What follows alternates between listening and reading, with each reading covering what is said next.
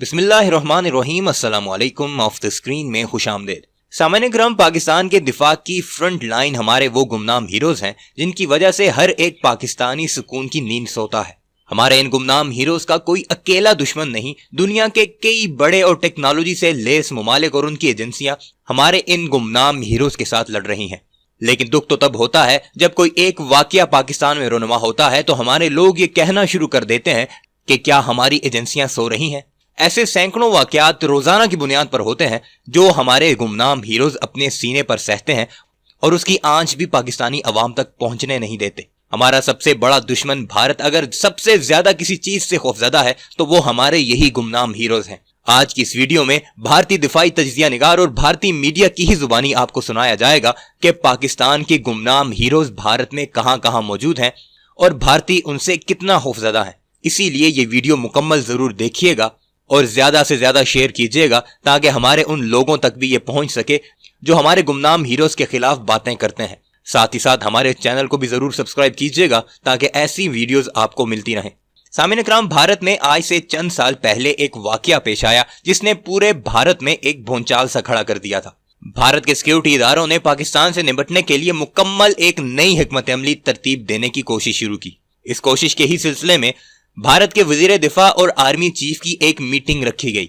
ये मीटिंग भारतीय वजारत दिफा के कमरा नंबर 104 में थी। मामले की हसासियत को मद्देनजर रखते हुए उसमें सिर्फ दो लोगों ने शिरकत की, एक भारत के वजीर दिफा और दूसरा भारत के उस वक्त के आर्मी चीफ थे।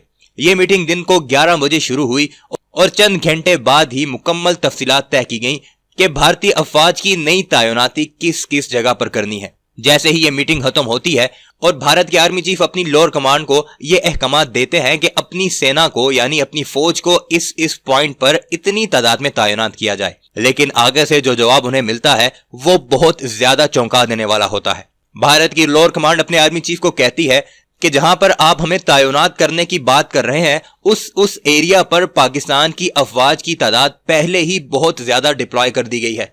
भारत के आर्मी चीफ फौरन वजीर दिफा के साथ राब्ता करते हैं कि हम लोग सिर्फ 2 थे और फिर भी ये मालूमात पाकिस्तान तक पहले कैसे पहुंच गई। जिसके बाद पूरा भारत सर पकड़कर बैठ गया कि पाकिस्तान के गुमनाम हीरोज की पहुंच कहां कहां तक है। जैसे ये बात भारतीय मीडिया में आई, हर तरफ शोर मच गया कि इतनी सेंसिटिव जगह पर जहां सिर्फ 2 लोग मौजूद हैं वहां पर पाकिस्तान की एजेंसियां आखिर पहुंची कैसे हैं। पूरे भारत के मीडिया में पाकिस्तानी गुमनाम हीरोज के चर्चे होना लग गए कि अगर इतनी सेंसिटिव जगह महफूज नहीं पाकिस्तानी गुमनाम हीरोज और पाकिस्तानी एजेंसियों से तो सोचिए वो और कहां कहां मौजूद होंगे। आइए जरा भारतीय मीडिया और उनके दिफाई तज्जिया निगारों हुई की जुबानी पाकिस्तानी अफवाज और पाकिस्तानी गुमनाम हीरोज की तारीफ सुनते हैं, जिससे जरूर आपका सीना चौड़ा हो जाएगा। वीडियो पर आगे बढ़ने से पहले अगर आपने ये चैनल अभी तक सब्सक्राइब नहीं किया तो इसे जरूर सब्सक्राइब कर लीजिएगा, वीडियो को लाइक कीजिएगा, ज्यादा से ज्यादा शेयर कीजिएगा और बेल आइकन भी जरूर प्रेस कीजिएगा। रक्षा मंत्रालय में जासूसी का मामला सामने आया है। यह मामला पिछले साल फरवरी का है। रक्षा मंत्रालय में तत्कालीन सेना प्रमुख और तत्कालीन रक्षा मंत्री AK एंटनी के बीच एक सीक्रेट मीटिंग सेना की तैनाती के बारे में हुई, लेकिन इस टॉप सीक्रेट मीटिंग का पता चला पाकिस्तान की ISI को। खुफिया जानकारी के लीक होने से कई सवाल खड़े होने लगे हैं। आइए हम आपको बताते हैं क्या है ये पूरा मामला। सूत्रों के मुताबिक सेना में एक जासूसी का बड़ा मामला सामने आया है। तत्कालीन रक्षा मंत्री AK एंटनी और तत्कालीन सेना प्रमुख जनरल विक्रम सिंह के बीच एक पूरी बातचीत हुई और फिर उसके बाद इसी बातचीत को अगले दिन भी आगे बढ़ाया गया। एक प्लान तैयार किया गया ताकि आतंकियों से निपटा जा सके, लेकिन पलक झपकते ही ये प्लान सरहद पार यानी पाकिस्तानी ISI के पास पहुंच गया। जब इस मसले पर पूर्व रक्षा मंत्री AK एंटनी से पूछा गया तो उन्होंने कहा कि इस बारे में रक्षा मंत्रालय और मौजूदा सरकार से पूछा जाना चाहिए। पूर्व रक्षा मंत्री ने इस बारे में स्पष्टीकरण देने की जिम्मेदारी मौजूदा सरकार पर डाल दी। You check up with the ministry. Big issue sir कि आपकी कॉन्वर्सेशन रिकॉर्ड की गई थी और conversation was recorded and the general and Pakistan made changes on the border. You check up the government. What if they are saying sir yes or no? You check up the government. You get the defense minister You check up the present government. This was in your tenure. You check up the present government. रक्षा मंत्री और army chief के बीच बातचीत south block के कमरा number 104 में सुबह 11 बजे शुरू हुई थी। दोनों में राजस्थान और जम्मू और कश्मीर में सेना की तैनाती की योजना के बारे में बात हुई। रक्षा मंत्री और सेनाध्यक्ष के अलावा कमरे में और कोई नहीं मौजूद था। इस बातचीत में सेना के ऑपरेशन से जुड़े मसलों पर चर्चा हो रही थी। दोनों के बीच ये गुप्त बातचीत करीब 1 घंटे तक चली। ISI जो है वो पाकिस्तान की एजेंसी है और उसके यहाँ पर एजेंट्स कुछ पैसा देके कुछ और वजहों से इंफॉर्मेशन पास करते हैं, लेकिन डायरेक्टली पास होना डिफेंस मिनिस्ट्री से ये थोड़ा मुश्किल होता है और ये बहुत खतरनाक बात है, क्योंकि अगर पूरा डॉक्यूमेंट ही पास हो गया कि कहाँ कहाँ फॉल्ट लग रही है, कब लग रही है, क्यों जा रही है, उससे दुश्मन या आपका जो एडवर्सरी है उसको पता लग जाता है कि आपका क्या इंटेंशन है, आपकी कितनी ताकत है, आपको किस तरह काउंटर करना चाहिए। सूत्रों के मुताबिक इस गुप्त मीटिंग के बाद सेनाध्यक्ष विक्रम सिंह ने director general military operation lieutenant general Vinod Bhatia को सेना की तैनाती के फेरबदल के बारे में जरूरी दिशा निर्देश दिए।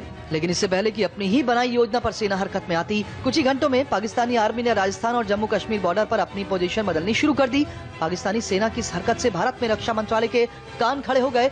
जो बात सिर्फ तत्कालीन रक्षा मंत्री एंटनी और सेनाध्यक्ष जनरल विक्रम सिंह के बीच हुई थी, उस पर अमल होने से पहले ही ये खुफिया बातचीत पाकिस्तान को कैसे मालूम चली, इस पर सेना का खुफिया तंत्र हरकत में आ गया। ये एक बहुत गंभीर मामला है, ये पॉसिबल है इसीलिए हुआ है। हमारे जो सरकार के अलग अलग मंत्रालय में उनमें जो सिक्योरिटी होनी चाहिए वो नहीं है। रक्षा मंत्रालय में हमेशा नेशनल सिक्योरिटी के बहुत सीक्रेट्स होते हैं। अगर देश के दो, एक तो डिफेंस मिनिस्टर और आर्मी चीफ, जो सबसे बड़े ऑफिशियल्स हैं रक्षा के मामलों में, उनकी बात भी अगर लीक होके ISI तक पहुंचती है तो इससे गंभीर देश की सुरक्षा को खतरा कोई नहीं हो सकता। पाकिस्तान के इस चौंकाने वाले कदम की जानकारी तत्कालीन DGMO lieutenant general Vinod Bhatia ने तुरंत सेना प्रमुख को दी। सेनाध्यक्ष विक्रम सिंह ने जासूसी की खबर रक्षा मंत्री AK एंटनी को बताई।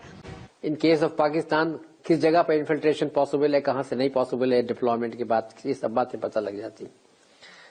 तो ये एक बड़े ताजुब की बात है कि डिफेंस मिनिस्ट्री से ये बात निकल गई और पूरी छुपी रही, पता नहीं हुआ, उसका कोई सजा नहीं मालूम हुई कि उस आदमी को क्या हुआ करे। लेकिन आमतौर से उनको ग्राउंड से पता लगता है कि यहाँ पर अभी फौज आई है, यहाँ लोग जा रहे हैं, यहाँ खोद रहे हैं, यहाँ बैठ रहे हैं, और धीरे धीरे उसको वो बनाते हैं कि कहाँ कहाँ फौज है। लेकिन एक साथ अगर डॉक्यूमेंट मिल जाए तो पूरे डिप्लॉयमेंट पता लग जाता है, और ये हमारे लिए सिक्योरिटी के लिए बहुत बड़ा खतरा है।